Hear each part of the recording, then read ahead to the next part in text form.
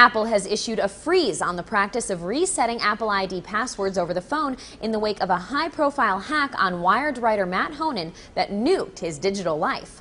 Apple employees tell Wired the stop would last at least 24 hours and speculate it's time to give Apple time to evaluate the status and effectiveness of its security measures. In a piece for Wired, Honan explains the hack started at Amazon, where hackers used his email and home address to reset the password on his Amazon account and extract partial credit card information over the phone. And that was all they needed to get into Apple. It highlights some big security flaws, not the least of which being the way Apple verifies and resets passwords.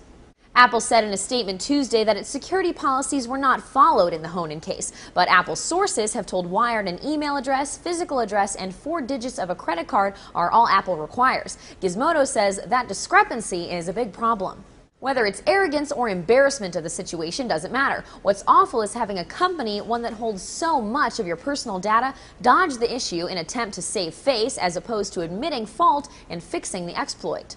Ars Technica suggests this freeze on the practice of resetting passwords is Apple taking a hard look at its procedures. While Apple has claimed that its internal policies would have prevented such an attack had those policies been followed to the letter, the new information suggests Apple is not completely sure that its security is beyond censure.